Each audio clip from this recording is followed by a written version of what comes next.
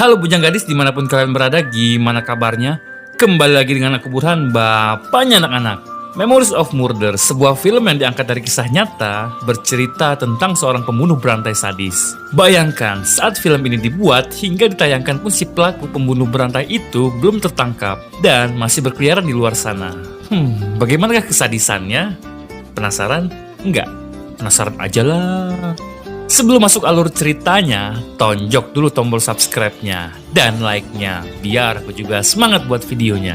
Cuko dapat cuko, pempek tengah duo. Payu diaturi alur ceritanya.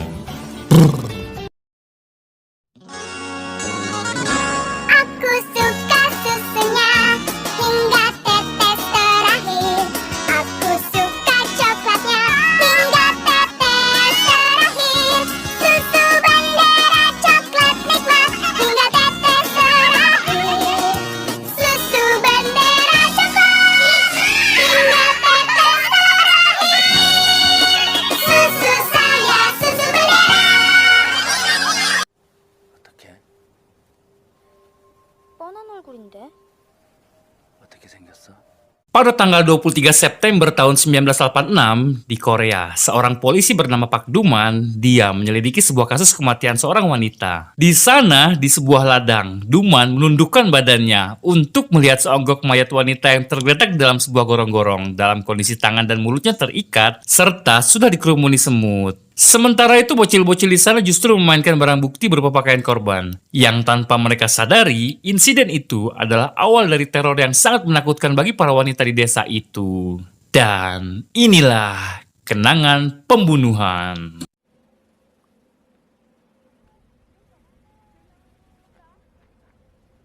너 중요한 거니까 손 내면 안 돼! 거기다 놔! 놓고 가. Keesokan harinya saat di kantor, Duman pun mulai mengumpulkan dan menginterogasi orang-orang yang pernah dekat dengan korban dan dicurigai mereka ada kaitannya dengan kematian si korban. 눈 감았지? 그래가지고 여자들이 좋아하겠냐 임마. 야, 날 봐, 날. 어? 죽은 박보이랑 사귀다가 작년 8월에 채였지.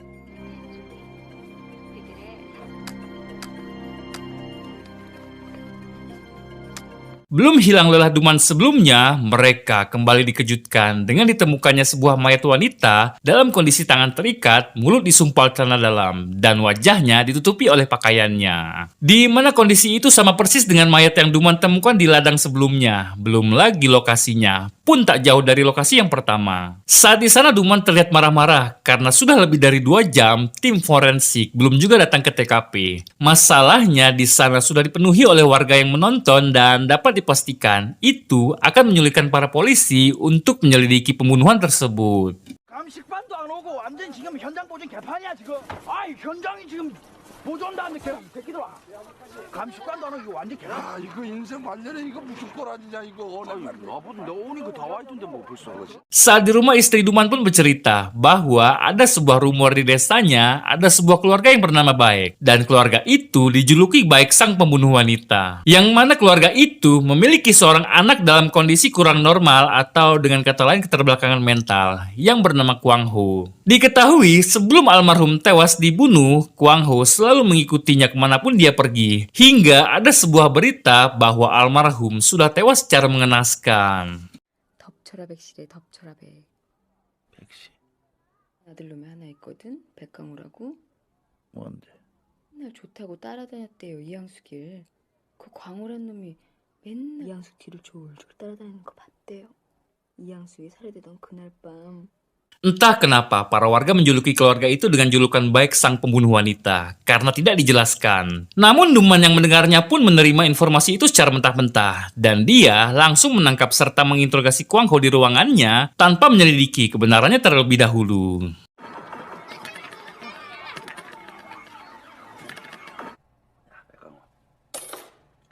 Saat berhadapan, Duman pun terlebih dahulu memancingnya, di mana Duman menceritakan cerita-cerita jorok padanya dan langsung menanyakan bagaimana rasanya ketika Kwang Ho grepek-grepek si korban. Belum sempat Kwang Ho mengatakan sepatah kata pun, tiba-tiba dia dikejutkan dengan kedatangan temannya Duman yang bernama Yunggo, di mana dirinya langsung menendang Kwang Ho hingga tersungkur. Yang padahal Kwang Ho sama sekali tidak memiliki bukti kuat untuk menjadi tersangka.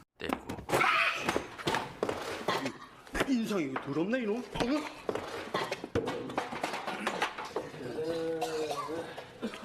나도 막 화가 나네요 이놈 이게. 이놈 이거 얼굴만 봐. Setelah itu, Komandan Duman bernama Haebong pun memperkenalkan seorang perwira senior dari Seoul bernama Su Tae-yun. Haebong pun menjelaskan bahwa Tae-yun kesini secara suka dan rela semata-mata untuk membantu mereka agar menyelidiki kasus kematian ini.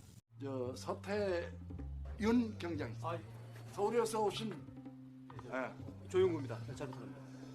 Selesai berkenalan, Duman pun lanjut menginterogasi Kwang Ho dan Tae-yun mulai mempelajari kasus tersebut. Namun, karena Kwang Ho sama sekali tidak mau mengaku, Duman dan Young-go pun berinisiatif membawanya ke dalam sebuah hutan. Di sana, Duman terus saja memojokkan Kwang Ho seolah-olah dialah pelaku aslinya dengan harapan Kwang Ho dapat terpengaruh dan mau mengakuinya, yang padahal Kwang Ho sama sekali tidak mengerti dengan apa yang mereka katakan.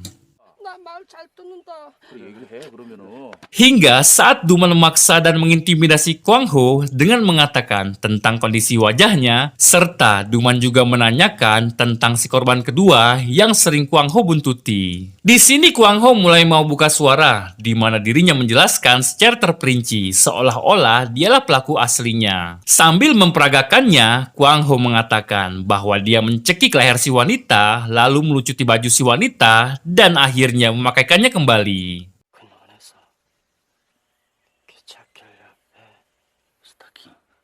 스타킹 바뀐 걸 내걸고 가. 향수기 하얀 브라자로 향수기 목을 꽉 잘랐어. 몸을 약간 푸르 떨더니 바뀐 옷을 다시 뺐다. Berbeda dengan Duman, Tae-yun yang mendengar penjelasan itu pun tidak serta-merta langsung percaya. Tae-yun terus menyelidiki berkas-berkas kasus itu hingga larut malam.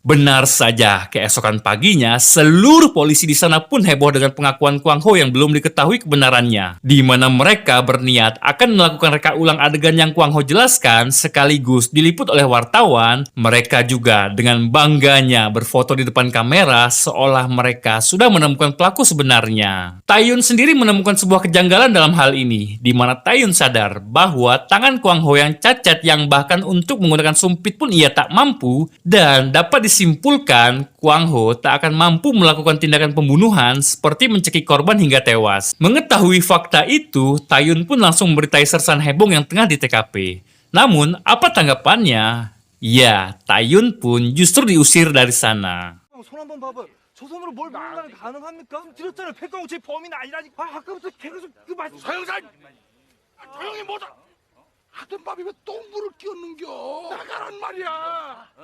Namun terjadi sebuah ketegangan di mana saat Kwang Ho melihat ayahnya dan berteriak histeris ke arahnya. Tak hanya itu, si ayah pun berteriak bahwa Kwang Ho sama sekali tidak bersalah. Dan si ayah juga mengatakan pada media bahwa Kwang Ho sudah disiksa oleh polisi agar mau mengakui tindakan yang tidak ia lakukan. Kepolisian pun terpojok di sini dan langsung membawa Kwang Ho pergi dan lalu melepaskannya.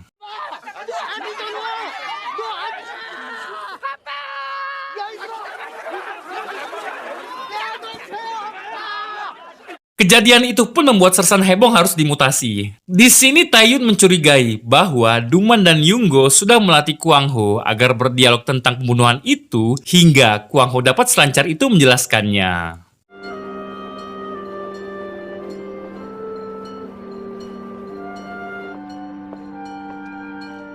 Di hari pertamanya bertugas, Sersan Dongchul meminta Duman untuk menjelaskan bagaimana perkembangan investigasi tentang kasus ini. Namun di sini Dongchul kurang puas dengan hasil yang mereka capai karena perkembangannya masih sangat jauh dari yang ia harapkan. Karena mereka hanya mendapatkan beberapa petunjuk yang penting. Di antaranya, pembunuhan ini selalu terjadi di sekitar jam 12 malam dan lokasinya tidak berjauhan.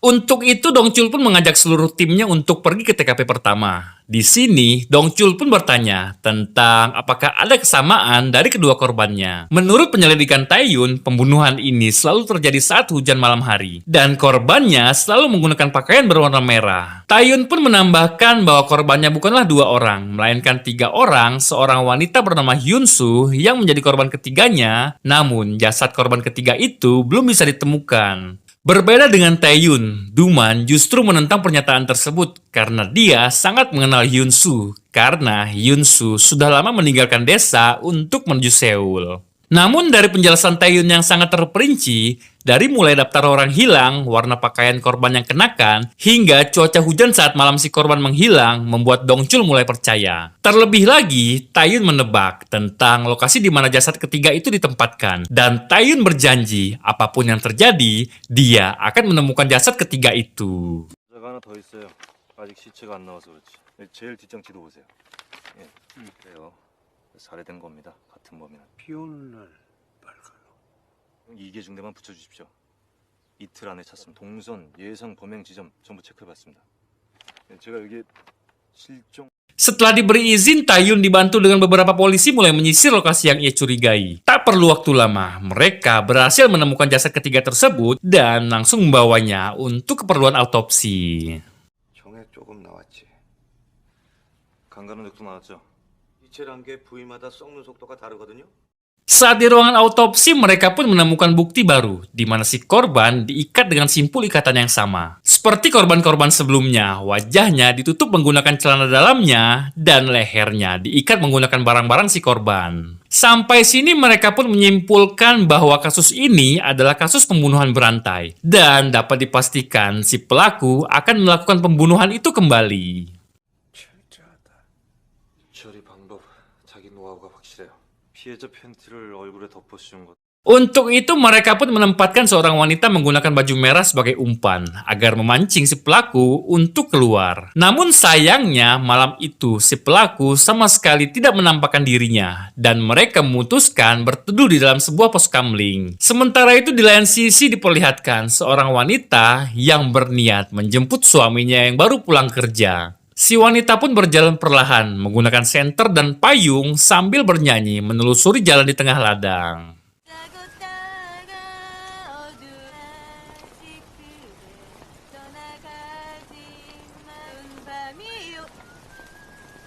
Ya, si wanita pun seketika menghentikan suara merdunya saat mendengar samar-samar suara siulan dari arah belakangnya. Dan yang terjadi selanjutnya...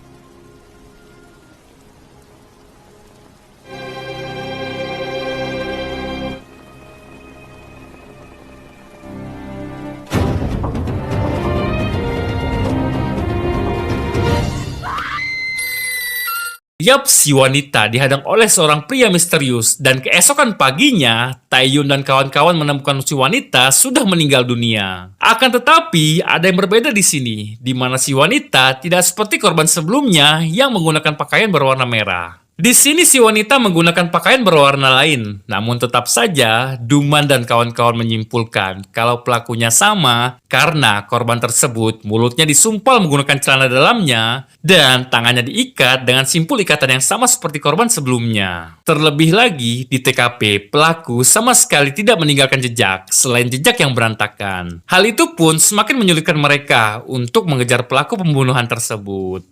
빨리 해봐요. 어차피 나오는 거 하나도 없네. 그래서 우선에서 범인 지문이 나올까 싶었는데. 아무것도 찾아낸 게 없다 이 말이지. Saat di kantor ada seorang polwan mendekati mereka dan mengatakan bahwa beberapa hari ini dia berinisiatif mengamati. Setiap kali hujan turun, dia mendengar lagu yang sama di radio, yakni sebuah lagu berjudul Sad Letter. Si polwan juga menambahkan bahwa semalam saat kejadian pembunuhan itu, dia juga kembali mendengar lagu itu di waktu dan di radio yang sama. Tak hanya tadi malam, di setiap pembunuhan sebelum-sebelumnya juga, lagu itu selalu diputar di waktu dan di radio yang sama. Serta perequest juga mengirim sebuah pesan ke radio itu yang isinya dikirim dari seorang pria kesepian dari distrik Terung, tolong siarkan saat hujan turun. 꾸준하게 신청하는 사람이 있어요. 이 노래가 나왔단 말이야? 전부 여기서 사건 터진 날이랑 일치해요. 저 자주 틀어주는 노래는 아니에요. 10월 19일 이양숙 죽은 날, 10일 박보희 사건 날이죠. 비 오는 밤 꼭 틀어주세요. 홈에서 외로운 남자가 보냅니다. 어젠 제가 직접 들었어요. Setelah mengetahui itu, Taeyun pun dengan cepat pergi menuju kantor radio yang dimaksud dan menanyakan tentang surat permintaan lagu yang berasal dari distrik Terung, berharap dapat melacak dari siapa surat itu dikirim. Namun di sini Taeyun harus bekerja lebih keras karena pihak radio sudah membuang seluruh surat yang sudah dibaca. 찾아보나 마나라도 글쎄. 그 쓰레기는 어저께 건 벌써 다 싣고 갔지. Hari demi hari mereka lewati, namun hasilnya tetap saja nihil. Hingga di tengah keputusasaannya, Duman pun mendatangi seorang dukun, di mana di situ Duman diberi sebuah kertas dan tinta yang sudah dijampe-jampe. Di sana Duman diminta si dukun untuk menuangkan tinta itu di kertas tersebut saat di TKP. Dan ketika tinta itu kering, dia akan menunjukkan wajah si pelaku yang sebenarnya. Konyol sih adegan ini. 요 얼굴들 중에 그놈 있어. 어디서 자꾸들 사진을 뒤밀어. Saat malam harinya, Duman dan Yunggo pun pergi ke TKP. Di sana mereka berdua melakukan ritual yang diperintah oleh si dukun. Namun di luar dugaan, ternyata Taeyun pun berinisiatif pergi juga ke sana tanpa sepengetahuan mereka. Tapi tiba-tiba...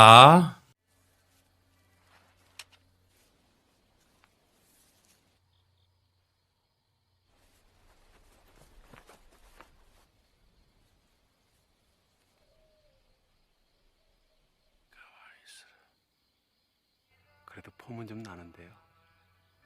저 뭐하는 짓이야 지금?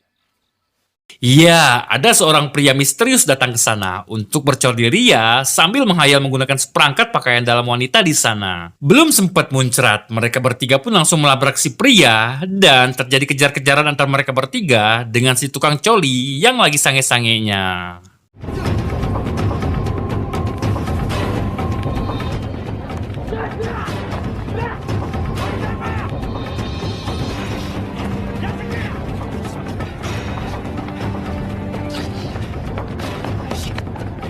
Hingga saat mereka tiba di sebuah pabrik, mereka pun sedikit kesulitan mencari pria itu. Namun, dengan insting kuatnya, Duman dapat menemukan si tukang coli dan langsung membawanya ke kantor polisi untuk diinterogasi.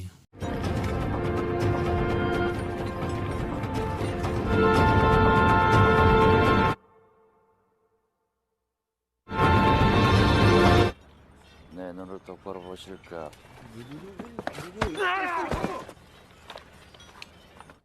달달이 좀 친 게 뭐. Diketahui si tukang coli itu bernama Jo Byung Sun. Di sini Jo berterus terang mengatakan bahwa dia hanya ingin menyalurkan hasrat sangenya tanpa ada maksud lainnya. Karena istrinya kini sedang terbaring sakit dan tidak dapat memenuhi kebutuhan pengayunya. Tentu saja para polisi yang mendengarnya pun tidak langsung percaya si Jo. 성실하고 하여튼 뭐 칭찬이 아픈 마누라 병간호 잘해주고. Keesokan paginya kantor polisi pun sudah dipenuhi orang-orang yang berdemo, menuntut untuk segera dibebaskan si Jo Byung Sun karena yang mereka tahu Jo Byung Sun adalah orang baik yang ditahan secara tidak resmi tanpa adanya bukti. 죽음이라고 말들 많던데요. 지금 영장도 없이 나흘째 조사 중. Sama seperti Kwang Ho, Duman memaksa Jo Byung Sun untuk mengakui perbuatan yang sama sekali tidak ia lakukan. Di mana Jo Byung Sun dipaksa melakukan kronologi yang dibuat-buat oleh Duman dan Yunggo. Namun di sini Jo Byung Sun berinisiatif menambah-nambahkan cerita yang ia tahu, di mana dirinya ikut menambahkan sebuah cerita tentang keanehan yang terjadi di sekitar sekolahan. Kalau di sana ada seorang wanita misterius yang ramai dibicarakan orang-orang. Karena Jo Byung Sun merasa bahwa semua ini hanyalah sebuah permainan para polisi. 학교 변서들아 이 말이지. 이게 집이 아니고 자 비너스 브라자. 맞았는데도 아프고 그래요. Taeyun yang mendengarnya pun curiga dan langsung bertanya tentang ada apa di sekolah tersebut. Jo Byung Sun pun menjawab, seluruh warga desa pun sudah tahu bahwa di sekolah itu ada seorang ODGJ yang tinggal di dalam toilet di sekolah itu. Bahkan para warga menganggap bahwa pembunuh berantai yang mereka cari-cari saat ini adalah dia pelakunya. Keesokan harinya Taeyun pun langsung pergi ke sekolah itu dan bertanya dengan salah satu siswi di sana tentang ODGJ yang dimaksud oleh Jo Byung Sun sebelumnya. Hingga saat di toilet yang dimaksud, Taeyun pun sama sekali tidak menemukan apa-apa. Dia justru bertemu dengan seorang guru yang bercerita bahwa sebelumnya dia juga pernah mendengar rintihan tangisan seorang wanita misterius di toilet itu. Usut punya usut, ternyata tangisan itu berasal dari seorang wanita yang tinggal di atas bukit yang berada tepat di belakang sekolah tersebut. 언제였더라? 우는 여자. 자, 여자요? 저쪽 밭에서 어디서 여자 우는 소리가 들리더라고. 밭에서 계속 울고 있더라고. Setelah itu Taeyun pun langsung pergi ke sana, mencoba melakukan pendekatan dengan si wanita bersama teman poluannya. Di sini terungkap, faktanya si wanita itu bukanlah ODGJ, melainkan dia adalah korban dari si pembunuh yang mereka cari, yang selamat dan mengalami trauma berat akibat kejadian yang ia alami sebelumnya. Di sini si wanita pun bercerita bahwa cara si pelaku menangkap dan mengikat korban sama persis yang ia alami dulu. Namun sayang seribu sayang, si wanita dulu tidak sempat melihat dengan jelas wajah si pelaku karena dia diancam akan dibunuh apabila dia sampai menatap wajahnya. Dan yang dia ingat bahwa si pelaku memiliki tangan yang lembut layaknya tangan seorang wanita. 내가 당한 거랑 그 여자들 살해된 방법이 얼굴 봤으면 아마 나 죽였을 거예요. 눈을 꽉 감고 있었어. 손이 정말 부드러웠어요. 부드러웠어요. Sementara itu di lain sisi, Duman dan Yoongo masih sibuk ngurusin Jo Byung-sun. Bahkan mereka sampai menggantung Jo Byung-sun dalam keadaan terbalik. Namun tiba-tiba Taeyun pun datang memastikan tangan Jo Byung-sun yang ternyata sama sekali tidak lembut seperti yang diceritakan si wanita tadi. Taeyun yang mengetahui itu pun langsung meminta Duman untuk segera melepaskan Jo Byung-sun karena dia bukanlah pelakunya. Duman yang melihatnya pun langsung tersinggung dan terjadi sedikit pertengkaran antar keduanya. Namun seketika mereka berhenti bertengkar ketika lagu Sad Letter terdengar di radio, terlebih lagi saat itu kebetulan sedang terjadinya hujan. 다 잡은 제발 이거 뭔데 이 새끼야 빨리 제 부르는 게 그렇게 재밌냐? 이거 뭐야 이거 뭐 있나? 네, 생방송. Taeyun pun langsung menelpon pihak radio dan bertanya tentang surat permintaan lagu tersebut. Namun si penyiar radio justru mengira Taeyun adalah seorang penelpon iseng dan langsung menutup teleponnya. Sersan Dongchul yang meminta bantuan pun tidak mendapatkan hasil karena para anggota kepolisian setempat sedang sibuk ngurusin demo di kota tersebut. 오빠 당장 터지고 마느냐 정경 이게 중대화 좀 보내주이소 그거 신청한 놈 이름하고 주소 불러봐. 좀 전에 방송 나간 그 유재 우울한 편지. 시위 진압하러 수원시내 다 나와 부탁하네 엄마 여기 경찰서 이 새끼야. 야 여보세요. Ya, benar saja. Keesokan paginya, mereka kembali mendapati korban baru yang lagi-lagi ciri-cirinya sama persis dengan korban-korban sebelumnya. Namun saat di ruang otopsi, mereka menemukan sebuah kejanggalan, di mana di situ mereka mendapati 9 potong buah persik di dalam kemaluan si korban. Sontak, Duman dan Taeyun yang melihatnya pun semakin stres dibuatnya. 전부 9개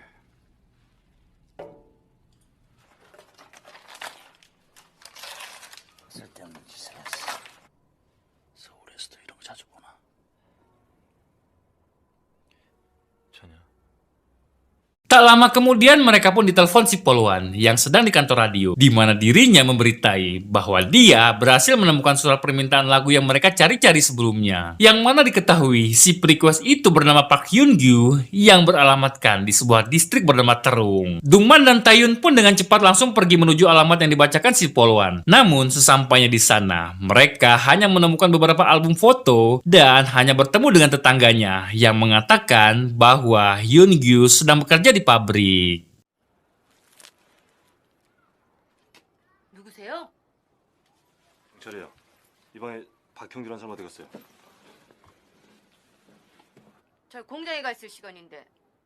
Setelah itu mereka pun pergi menuju pabrik dan langsung membawa Hyun-gyu untuk diinterogasi. Saat di ruangan interogasi, Taeyun pun langsung meraba tangannya yang ternyata cocok seperti apa yang si wanita katakan. Mereka pun menanyakan tentang kapan dia pertama kali mulai tinggal di sana. Hyun-gyu pun menjawab September tahun lalu, yang dimana saat itu tak lama sebelum terjadinya kasus pembunuhan pertama. Setelah itu mereka pun bertanya tentang apa alasan dia merequest lagu Sad Letter dan minta diputarkan selalu saat hujan. Hyun-gyu hanya menjawab, Iseng aja bro. Namun di sini Duman dan kawan-kawan merasa ada yang janggal karena dia tidak tahu lagu terakhir yang diputar radio kemarin. Sedikit penjelasan. Jadi gini, pembunuhan terakhir kemarin kan terjadi antara jam 7.30 sampai jam 8 malam. Nah, lagu ini diputar di radio sekitar jam 7.30 dan dia bilang kalau dia mendengar radio sampai habis atau sampai jam 8 malam. Lalu kenapa dia tidak mengetahui lagu terakhir yang diputar? Padahal si penyiar selalu menginfokan tentang judul lagu serta penyanyi dengan bahasa yang sangat amat jelas.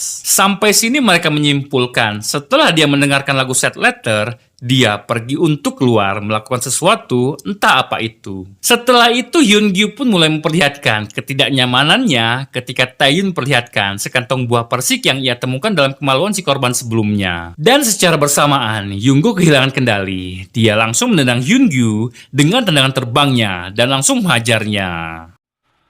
네가 이 신청곡 엽서 보냈지? 네. 전에도 여러 번 보냈지? 네. 꼭 비 오는 날 틀어달라 그랬지? 네. 꼭 나온 건 7시 8분. 그 프로 끝난 건 제일 마지막에 무슨 노래가 나왔어? 몰라요. Kejadian itu pun membuat Sir Sandong-chul marah dan melarang Yoongo untuk masuk dalam ruang interogasi lagi. Dalam keputusasaannya, Taeyun pun berpikir bahwa akan melakukan apa yang dilakukan Duman pada Kwang Ho sebelumnya. Bicara-bicara tentang Kwang Ho, mereka pun mulai sadar bahwa pengakuannya tentang pembunuhan waktu itu adalah cerita sebenarnya. Jadi gini, dari awal kan sudah dijelaskan bahwa Kwang Ho adalah anak yang menderita keterbelakangan mental yang sering membuntuti wanita. Pada saat itu kebetulan Kwang Ho sedang membuntuti wanita yang menjadi korban kedua. Jadi, cerita yang Kwang Ho sampaikan saat diinterogasi di hutan waktu itu adalah cerita sebenarnya yang dia lihat secara tidak sengaja ketika dia membuntuti si korban. Sampai sini mereka pun menarik sebuah kesimpulan bahwa Kwang Ho adalah satu-satunya kunci dan saksi yang melihat secara langsung, secara jelas siapa pelaku dan bagaimana kejadian pembunuhan itu terjadi. 백광과 목격죄야.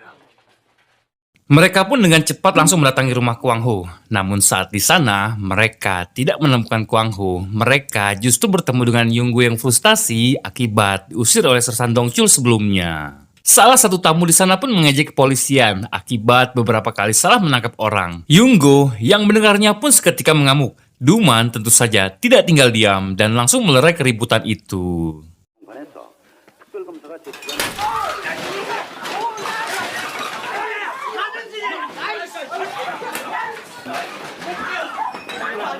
교수랑 했지? 야같이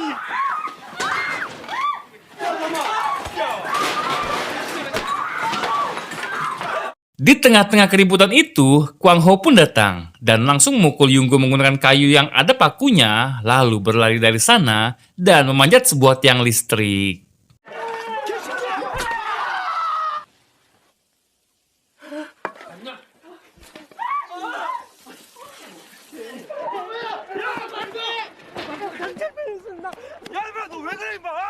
Taeyun dan Duman pun dengan cepat mengejarnya dan membujuknya hingga Kwang Ho mau menceritakan apa yang dia lihat tempo hari. 내려가면 나 죽일 거지. 그 향수기 생각나지? 그 죽은 향수기. 향수기가 살해되는 걸 본 거야. 그지? 여기서. 삽질하면서 아, 오는 날 밤에 향수기 죽는 거 봐. 향수기 죽인 놈 얼굴을 봤어? 그래 여기 여러 데 속에서 자다가 다 얼굴 본 거지? Akan tetapi, saat mereka menunjukkan foto Hyun-gyu pada Kwang Ho, dia seolah menunjukkan reaksi aneh, di mana dirinya seolah merasa kepanasan dan merasa ketakutan. Tak lama kemudian datanglah ayahnya Kwang Ho yang mengira bahwa Kwang Ho sedang disiksa oleh mereka. Kwang Ho pun seketika panik dan kabur dari sana menuju rel kereta api. Dan yang terjadi selanjutnya... 네가 본 게 이 얼굴이야. 불이 얼마나 뜨거운데. 야 이 새끼들아! 뭐야 저거? 야 거우야! 여기 기차 오잖아 임마! 자 일로 와! 야 빨리! 어?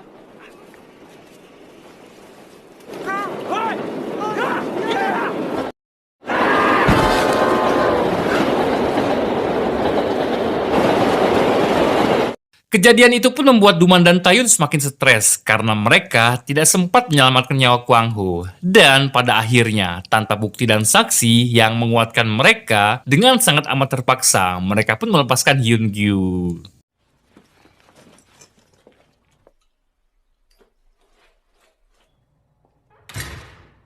Namun saat hampir tidak adanya harapan, ternyata tim forensik menemukan sedikit sperma di salah satu mayat korban. Dari sperma ini DNA si pelaku dapat diketahui siapa orangnya. Namun sayangnya, karena keterbatasan teknologi, mereka harus mengirim sperma itu ke Amerika dulu untuk dicek laboratorium. 이 사체에 대고 자위행위를 하다가 피해자 옷에서 이 정액방울을 찾아낸 겁니다. 박행구 걸마 유전자 지문하고 핵에서 나온 유전자 지문하고 그렇죠. 이거야말로 정말 확실한 물증이죠. 그래서 유전자 분석을 할 수가 없어요. 아직 우리나라에 이 분석 장비가 도입이 안 돼 있어. 이 정액 자체를 미국으로 보내야 돼. Yoongo sendiri mulai merasa kesakitan di bagian kakinya karena luka yang dia terima dari Kwang Ho sebelumnya justru kini semakin parah. Dan saat diperiksa oleh dokter, ternyata kaki Yoongo harus segera diamputasi karena dia menderita tetanus yang sangat amat parah. Tentu saja, Duman sebagai sahabatnya sangat terpukul melihat Yoongo yang harus kehilangan kakinya. Dari sini kita bisa ambil sebuah pelajaran. Coba kalian perhatikan dari awal film sampai akhirnya dia menerima luka dari Kwang Ho. Yoongo terus saja menggunakan kaki kanannya untuk menghajar orang terduga yang sama sekali tidak bersalah. Dan itu mungkin adalah bayaran yang setimpal atas semua yang dia lakukan selama ini. Di lain sisi, Tae-yoon yang terus dihantui rasa curiga pun berinisiatif membuntuti Hyun-gyu. Namun sialnya, saat Hyun-gyu akan meninggalkan tempatnya, mobil Tae-yoon mogok dan dia harus kehilangan jejaknya. Setelah itu saat di kantor, Tae-yoon pun mulai berkata yang tidak-tidak tentang Hyun-gyu dan dia memastikan bahwa lepasnya Hyun-gyu malam ini akan terjadi lagi sebuah pembunuhan. 조사받다 나간 놈이 설마 엉뚱한 짓 그만 좀 해라. 내까지 불안해지잖아. 결과만 오면 걸마나 그날로 끝이자고 막. Ya, benar saja. Keesokan harinya, mereka kembali dikejutkan dengan sebuah berita bahwa ada pembunuhan lagi. Di sini Tae-yoon pun merasa sangat amat bersalah karena semalam dia kehilangan jejak Hyun-gyu. Dan mirisnya lagi, Tae-yoon mengenal si korban yang ternyata dia adalah salah satu siswi yang dia temui saat di sekolah sebelumnya. Di scene ini kita akan dibuat untuk mengira-ngira. Pasti sebagian besar dari kita mengatakan, coba aja tadi malam mobil Tae-yoon gak mogok. Dan Tae-yoon berhasil ngikutin Hyun-gyu. Ya, kalau emang dia pelakunya, setidaknya dia menangkapnya dan menggagalkan pembunuhan tersebut, serta misteri ini bisa terpecahkan. Kalaupun dia bukan pelakunya, setidaknya Tae-yoon bisa tidur nyenyak. Tae-yoon yang mulai kehabisan akal pun nekat mendatangi Hyun-gyu ke rumahnya dan langsung menghajarnya habis-habisan. Namun di tengah-tengah itu datanglah Duman dengan sebuah dokumen hasil tes laboratorium tentang sperma tersangka sebelumnya. 너나 이 새끼야. 아무리 시간 안 돼, 이 새끼야.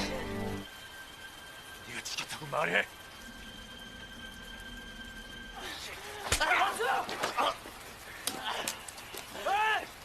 왜 소리가 소리야? Lagi-lagi opini Tae-yoon, bahkan kita semua terpatahkan oleh dokumen tersebut. Faktanya, dokumen tersebut menegaskan bahwa sperma yang mereka temukan dari korban dan DNA dari Hyun-gyu sama sekali tidak cocok. Dan tentu saja hal ini pun tidak dapat diterima oleh Tae-yoon. Dan Tae-yoon berusaha membunuh Hyun-gyu dengan pistolnya, namun dicegah oleh Duman.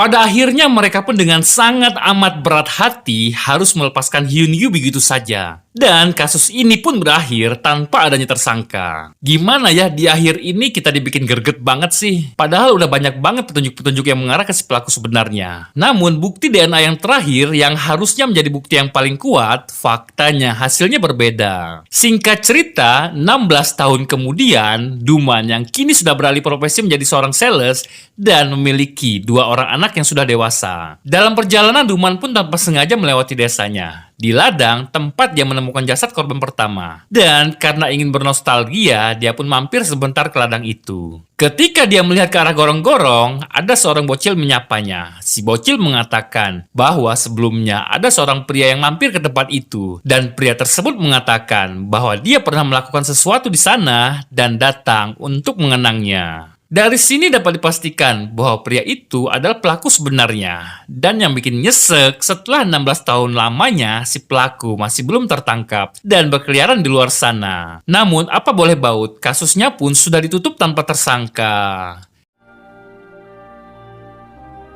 Dan film pun selesai.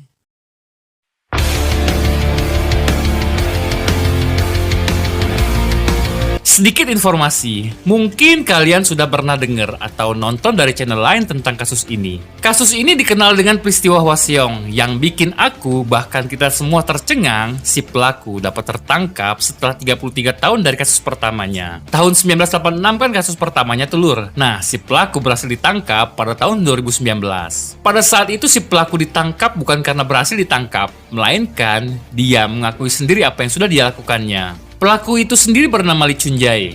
Jadi, pada tahun 2019 itu, Lee Chun Jae ngebunuh adik iparnya. Nah, polisi waktu itu berinisiatif nyamain DNA dia sama DNA yang ditemukan polisi waktu di kasus film ini. Yang ternyata sama. Kalau mau denger secara terperinci tentang kasusnya, kalian cari sendiri aja di YouTube atau di Google peristiwa Hwaseong. Banyak kok yang ngebahas, pokoknya nyesek lah sama kata-kata yang diomongin waktu diinterogasi polisi.